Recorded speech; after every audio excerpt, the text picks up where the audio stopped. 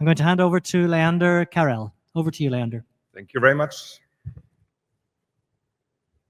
Hello, everyone. I'm Leander Carell, co-founder and managing director of Nautilus, now a proud part of Equative.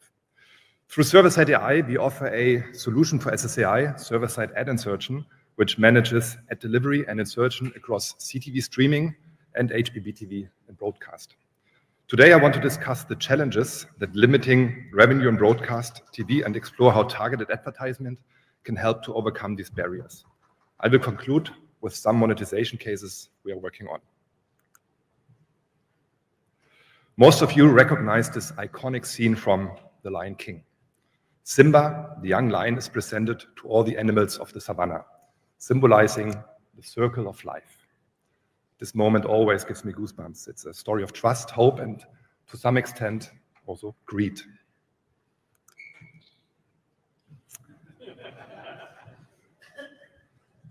But how would the story unfold in our modern broadcast world? Let's imagine it as the circle of TV. In this new tale, all the animals gather peacefully to watch the daily lake show. But as with everything in life, change is inevitable, and the animals themselves start to evolve. Generation Z, the younger animals, are drawn to different interests. Embracing social media for entertainment, they've become a diverse society with new values and habits. Meanwhile, the impact of climate change dries up the lake, and soon no one is left watching the lake show, and in our case, traditional TV. Now, our once proud Lion King is left at home, alone with his sly hyenas and a broken TV. Luckily, this is just a story, but the reality we face isn't far off. It's clear we can't save the traditional TV model from change. Transformation is inevitable, but we can help broadcasters adapt and find new ways to monetize effectively. So let's take a closer look at the current landscape. Why are revenues capped or even declining? There are several reasons. Lack of strategy. In the worst case, broadcasters lack a clear digital monetization plan. Budget shifts. Advertisers and agencies are moving budgets towards social video platforms like TikTok, Instagram, and YouTube. These platforms offer addressable audiences, transparent metrics, and massive reach, often in the billions, making them more attractive than traditional TV. Inventory constraints. In TV, ad spots are limited, usually 10 to 12 minutes per hour. This puts a cap on potential ad revenue. Programmatic slowdown. TV sales teams tend to rely on direct I/O deals, while programmatic advertising is often overlooked. This slows down the ability to scale effectively. Data privacy. Broadcasters sometimes lack the compliant data privacy systems, limiting their ability to capture data and target viewers individually. And last but not least, measurement issues. In most markets, there is no reconciliation between TV measurement like panel data and cross-rating points and digital metrics like impressions and CPMs. This gap creates hesitation among broadcasters and agencies, as there's a risk of losing established metrics. So how can we reverse this trend and succeed with targeted advertising? To make targeted advertising work, broadcasters need to align their strategy with buy-side partners, agencies, and advertisers. This is where the budgets are, so involving these partners early on to understand their needs is crucial.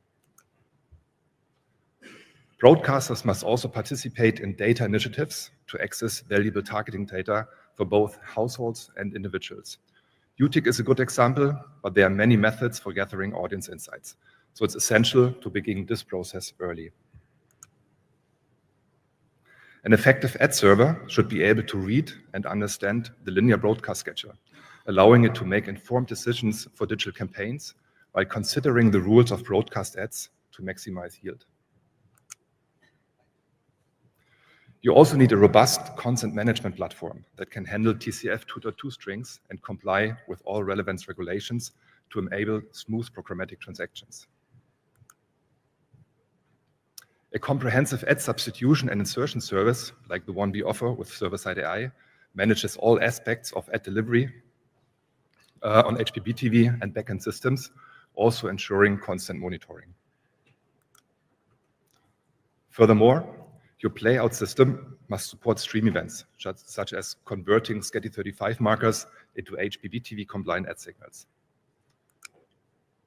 And lastly, having an updated TV currency that includes addressable reach matrix is essential for buy-side acceptance, enabling more precise and valuable targeting. If a broadcaster has a clear plan about all these topics, a smooth go-to-market can be achieved. So let's see some monetization cases we are working on.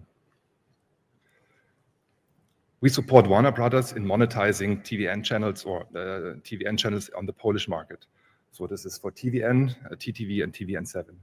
Here we do full ad break replacement. So that means we create a mix of mirrored broadcast ads and digital addressable ads. Currently, we generate around 90 million impressions monthly, and we reach about 850,000 unique TV devices, respectively 2.5 million viewers. So far, over 1,000 campaigns, addressable campaigns, have been delivered, mainly using geolocation and retargeting attributes. And from the pricing perspective, Warner Brothers achieves a 4 to 5 times higher CPM increase versus classical TV pricing. The big advantage for the Polish markets is the established measurement that's being done together with Nielsen.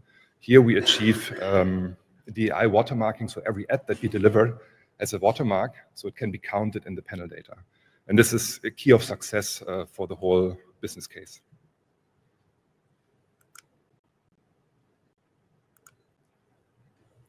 So what you see here is the user experience. On the left side, you have the broadcast. On the right side, you have the substitution. We use so-called prefetching events to know about the ad break early. And once we get the go-ahead event, we finally do the switch from broadcast to broadband. And in the near future, we will also use fast media switch from HbbTV for this. Another case we are working on jointly with Discovery is for the Italian market.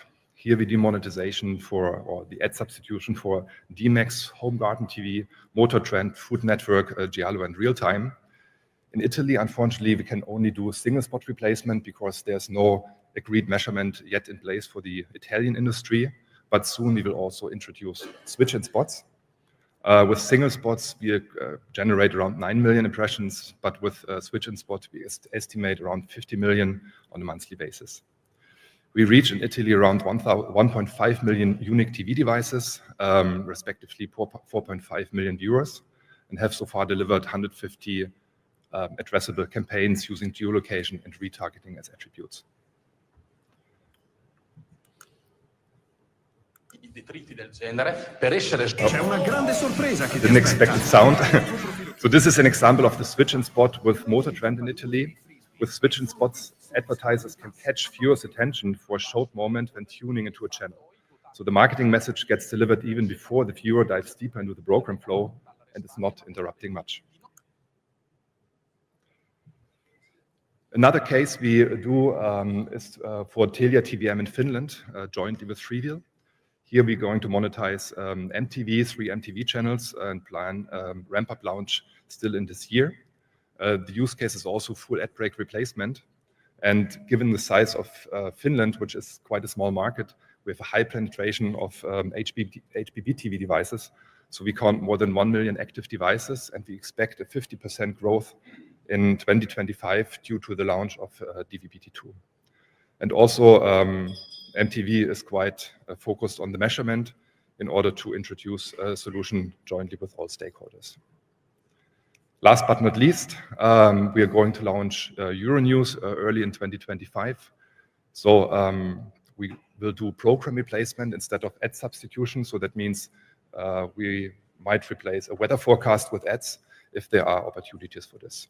Technically, we can reach around 17 million households, but given the market share of Euronews, we expect around 100,000 households daily. and we will use contextual and audience-specific segments for the targeting. That's it from my side. Sorry. I didn't want to hide this information from you. But that's from my side. We can show you the demo also in our booth. One core message, be open to adapt. Thank you very much, and happy to move things forward together. Thank you. Thank you very much, Leander. The switch-in spots, do you have those on air in some markets?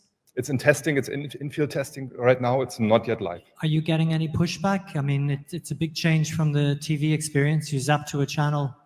We hope not, but this is what the in-field test and the user test is about, to find this out. Okay, we have one question in Slido. Anybody in the room with a question for Leander? I will just ask you this. Do you work with all HbbTV manufacturers or just a small number? I guess you would. No, finally we work with all of them. There's no limitation. We try to be on all the devices, of course. Okay, good. Have we got a question in the room for Leander? It looks like we don't for now. You are saved. Thank you. Are you with us tomorrow as well, Leander? I'm here the whole Great. today and tomorrow, and happy to meet you on our booth. Excellent. Okay, thank you, Leander. Thank you.